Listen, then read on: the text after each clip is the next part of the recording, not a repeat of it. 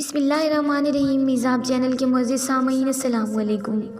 Video शुरू करने से पहले आप दोस्तों से एक छोटी सी गुजारिश, अगर आपने अभी तक हमारे चैनल को सब्सक्राइब नहीं किया तो सब्सक्राइब करें और साथ में लगे घंटी के बटन को ज़रूर दबाएं ताकि हर नई वीडियो का नोटिफिकेशन आप दोस्तों तक सबसे पहले पहुंच सके। दोस्तों, वीडियो अच्छी लगे तो इसे लाइक और अपने दोस्तों के साथ शेयर भी लाजमी किया करें। चलिए दोस्तों, बढ़ते हैं अपनी आज की एपिसोड नंबर 14 की तरफ। रूह को अपनी बाहों में लिए यारिम की गुस्ताखियां बढ़ती जा रही थी। उसके माथे को अपने लबों से छूते यारिम ने उसके बाल खोल दिए थे। मैं आपके लिए चाय बना के लाती हूँ। रूह ने अपना हाथ उसके कंधों पर रखकर उसे खुद से दूर किया था। और अगर मैं तुम्हें आज खुद से दूर जाने की इजाज़त ना दूँ तो उसकी थोड़ी पकड़कर उसका चेहरा ऊंचा करके पूछा था, ये क्या हो गया है आज आपको? कहीं प्यार तो नहीं हो गया? मुझे लगता है मेरी दुआ पूरी हो गई है, रूह ने मुस्कुराते हुए पूछा। प्यार? हाँ, प्यार तो तुम्हें देखते ही हो गया था, इस दिन जब तुम बिना बताए कहीं चली गई थी। इस दिन मुझे तुमसे मोहब्बत हो गई थी और आज इश्क हो गया है। अगर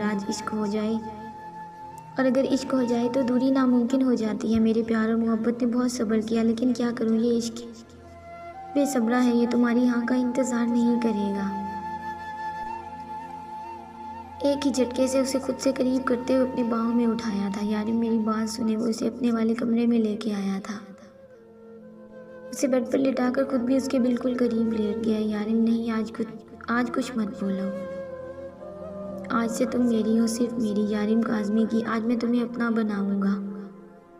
अब तुम मुझसे कभी दूर नहीं जा सकती। ये सब कुछ तुम्हारी वजह से हुआ है। मैं अपने प्यार पर कंट्रोल कर सकता था, लेकिन तुमने दुआएं मांग मांग कर मुझे खुद से इश्क करने पर मजबूर किया। अब तुम्हें मेरा होना होगा हमेशा के लिए। उसकी कमर में हाथ डालकर उसे अपने करीब तर कर लिया था। रूह के बाल उसके चेहरे पर बिखरने लगे थे। उसने फूंक मारकर उसके चेहरे से बाल हटाए। वो खिलखिलाई थी। ऐसे ही तिलस्म पर कर तुमने मुझे खुद से प्यार करने पर मजबूर किया है। मुझे भी तो बताओ, ये कौन सा तावीज़ इश्क है? मैं तो नहीं बताऊंगी, रूह ने शरारत से कहा, जबकि हाथ दोनों यारिम के हाथों में कैद थे।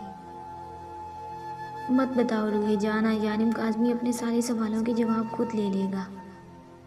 उसे खुद पे झुकते देखकर रूह ने अपने हाथ छुड़वाने की कोशिश की, जब रूह के हाथ से कांच की चूड़ियां टूटी थी और अगले ही लम्हे यारिम ने उसे खुद से दूर फेंका था। अचानक इस झटके के लिए रूह तैयार ना थी। बेख्तियार उसके मुंह से चीख निकली, फिर शर्मिंदा सी होकर यारिम को देखने लगी, जो बेयकीनी से देख रहा था। यारिम मेरा वो मतलब नहीं था। इससे पहले कि रूह इससे कुछ कहती, वो तेजी से कमरे से बाहर निकल गया। या खुदाया, ये क्या करने जा रहा था मैं? जिस काम से मुझे नफरत है, जिस चीज़ से मुझे घिन आती है, वही काम मैं रूह के साथ करने जा रहा था।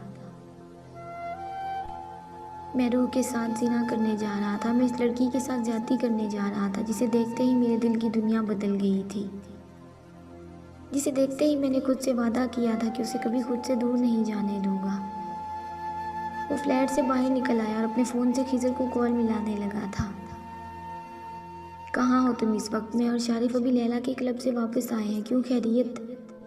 ऐसा करो, एक मौलवी पकड़ो, उसे लेकर मेरे फ्लैट पर आ जाओ। मौलवी क्यों? खैरियत है ना? और इस वक्त मैं मौलवी का इंतज़ाम कहाँ से करूँ? इस वक्त तो कोई मौलवी नहीं आएगा। मैंने नहीं कहा मौलवी आएगा या नहीं। इसके सर पर बंदूक रखो और अपने साथ लेकर यहाँ आओ। तुम्हारे पास सिर्फ 10 मिनट है। और अपने साथ कुछ गवाह भी ले आना। वो फ़ोन बंद कर चुका था।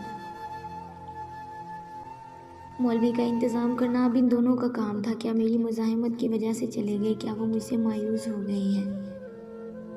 अल्लाह जी न जाने कितना नाराज़ हुए होंगे मुझसे। मैं कैसे मनाऊंगी? अभी तो सब कुछ ठीक नहीं हुआ था। मैंने फिर से ख़राब कर दिया। क्या ज़रूरत पड़ी थी मुझे हाथ छुड़वाने की? मैं क्या करूं? क्या बाहर जाके देखूं? नहीं, अगर ज़्यादा गुस्से में हुए तो फिर से थप्पड़ लगा देंगे।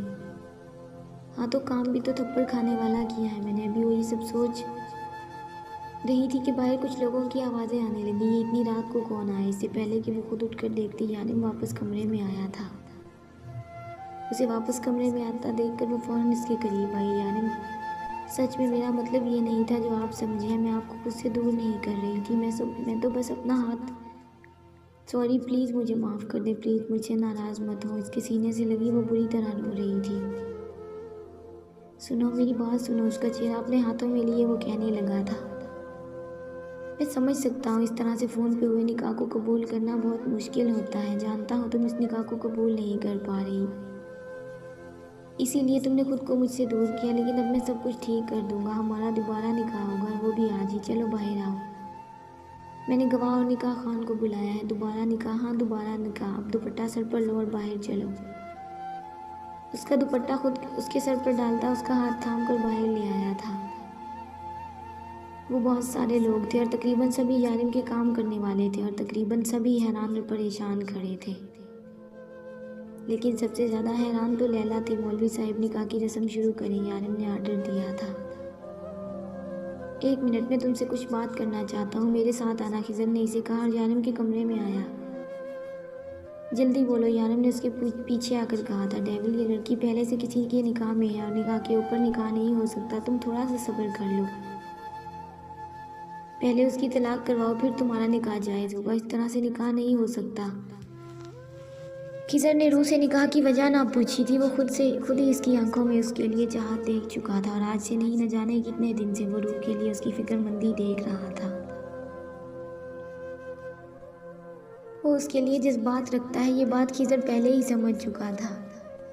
वो आदमी मर गया खिज़र, मैंने मार दिया उसे। यारिम ने एक और धमाका किया। क्या? लेकिन क्यों? हम सीधे तरीके से उससे बात कर सकते थे।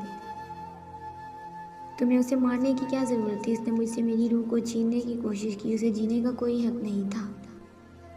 रूह उसके निकाह में थी तुमसे मिलने से पहले ही, खिज़र ने चबा चबा कर कहा था। अब तो हो गया ना जो होना था। अब मेरी होने वाली बीवी बाहर मेरा इंतज़ार कर रही है। इतना कहकर यारिम रुका नहीं बल्कि कमरे से बाहर निकल गया। खिज़र बेबसी से कदम उठाता उसके पीछे आया था। थोड़ी देर बाद निकाह की रस्म अदा हुई। लैला आंखों में आंसू लिए इसके निकाह में शामिल थी। मौलवी साहिब ने पहले यारिम का निकाह पढ़वाया और फिर रूह की तरफ आए।